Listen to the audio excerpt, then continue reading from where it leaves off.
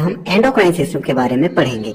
हम जानेंगे endocrine system होता क्या है, ग्लैंड्स क्या होती हैं, कितने टाइप की होती हैं, हार्मोन्स क्या होते हैं, उनका काम क्या होता है, और एंडोक्राइन सिस्टम के अंदर कौन कौन सी ग्लैंड्स आती हैं, उनके क्या लोकेशन है और क्या फंक्शन है। ये सब कुछ आज वीडियो में हम स्टडी करेंगे। तो चलिए वीडियो को स्टार्ट करते हैं। सबसे पहले बात करते हैं what is endocrine system. Endocrine system बहुत सारी ग्लैंड से मिलकर के बना हुआ एक ऐसा सिस्टम होता है जिसमें हमारी एंडोक्राइन ग्लैंड्स हार्मोन्स को रिलीज करती हैं, जो कि हमारी बॉडी के फंक्शनिंग में बहुत इंपॉर्टेंट रोल प्ले करती हैं। अब ये ग्लैंड्स क्या होती हैं? तो ग्लैंड हमारी बॉडी के अंदर ऐसे ऑर्गन्स होते हैं जो कि कुछ केमिकल सब्सटेंसेस प्रोड्यूस करते हैं। ग्लैंड्स दो टाइप की होती हैं, एक्सोक्राइन ग्लैंड्स और एंडोक्राइन ग्लैंड्स। इस वीडियो में क्योंकि हम सिर्फ एंडोक्राइन सिस्टम के बारे में पढ़ रहे हैं, इस वजह से हम सिर्फ एंडोक्राइन ग्लैंड्स के बारे में ही बात करेंगे, एक्सोक्राइन ग्लैंड के बारे में बात नहीं करेंगे। एंडोक्राइन ग्लैंड्स क्या करती हैं? एंडोक्राइन ग्लैंड जो केमिकल सब्सटेंस रिलीज करती हैं उसे हम हार्मोन बोलते हैं। हार्मोन क्या होते हैं? हार्मोन्स ऐसे केमिकल मैसेंजर मॉलिक्यूल्स होते हैं जो कि हमारी बॉडी में कंट्रोल एंड कोऑर्डिनेशन का फंक्शन परफॉर्म करते हैं। अब आप सोच रहे होंगे कि मैंने कंट्रोल एंड कोऑर्डिनेशन की बात यहाँ पर क्यों की, जबकि कंट्रोल एंड कोऑर्डिनेशन का काम तो नर्वस सिस्टम करता है। तो आप बिल्कुल सही सोच रहे हैं, क्योंकि कंट्रोल एंड कोऑर्डिनेशन का जो प्राइमरी रोल है वो नर्वस सिस्टम ही प्ले करता है। एंडोक्राइन सिस्टम क्या करता है? कंट्रोल एंड कोऑर्डिनेशन का सेकेंडरी रोल प्ले करता है। कुछ इस तरह से हम समझ सकते हैं। तो ये तो मेजर डिफरेंस है जो कि मैंने आपको अभी समझने के लिए बोला। इसके अलावा और भी बहुत सारे डिफरेंसेस होते हैं एंडोक्राइन सिस्टम और नर्वस सिस्टम में, जिस पर मैं अलग से एक डिटेल वीडियो बना दूंगा। वो देख करके आपको और भी अच्छे से क्लियर हो जाएगा। फिलहाल हम एंडोक्राइन सिस्टम पर फोकस करते हैं। तो अभी तक मैंने आपको क्या बताया? मैंने बताया कि एंडोक्राइन सिस्टम होता क्या है। ये कंट्रोल एंड कोऑर्डिनेशन में हेल्प करता है। किसके थ्रू? ग्लैंड्स के थ्रू।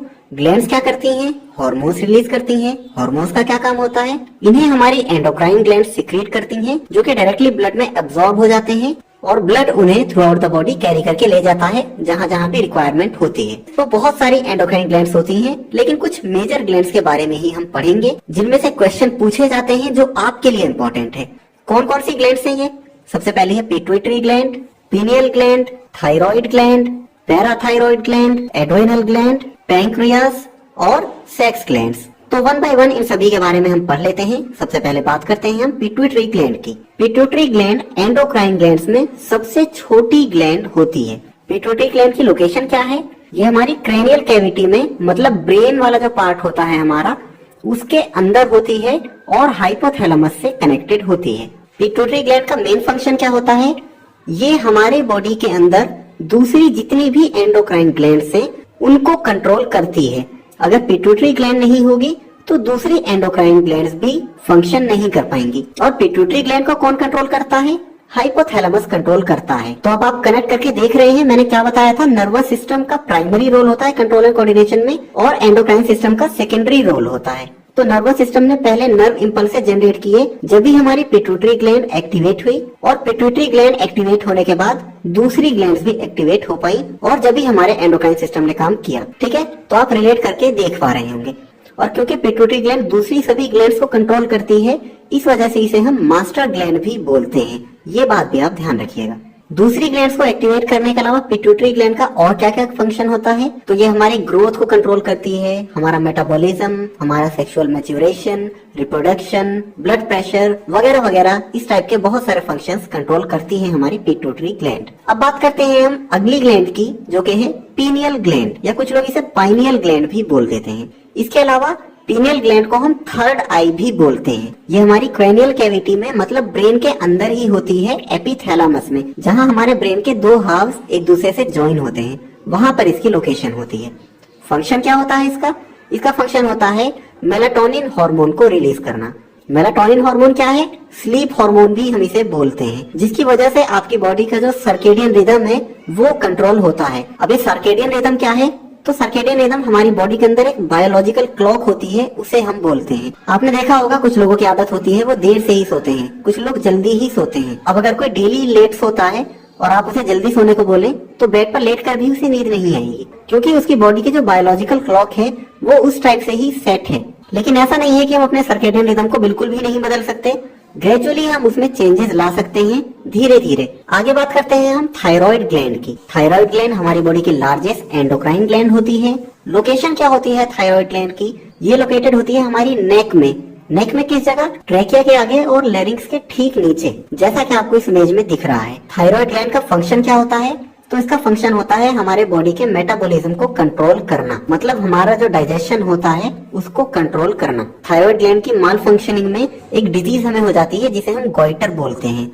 जैसा कि आपको इस पिक्चर में दिख रहा है, एक गॉइटर डिजीज के पेशेंट की नेक कैसी दिखती है। अब बात करते हैं हम पैराथायरॉइड ग्लैंड की। पैराथायरॉइड ग्लैंड की लोकेशन कहाँ होती है? ये थायराइड ग्लैंड के पोस्टीरियर सरफेस में होती है। फंक्शन क्या होता है इसका? ये हमारे ब्लड कैल्शियम लेवल को रेगुलेट करती है बाय स्टिमुलेटिंग बोन ब्रेकडाउन। और अगर पैराथायरॉइड हार्मोन बहुत ज्यादा अमाउंट में हमारी बॉडी में बनने लगता है तो उससे क्या होता है? हमारा बोन मास कम होने लगता है। अब बात करते हैं हम एड्रेनल ग्लैंड की। लोकेशन क्या होती है एड्रेनल ग्लैंड की? ये हमारी किडनीज के टॉप सरफेस पर होती है, एक कैप की तरह। जैसे पेन के ऊपर कैप होता है, कुछ ऐसे ही एड्रेनल ग्लैंड्स हमारी किडनीज के ऊपर होती हैं। इनका काम क्या होता है?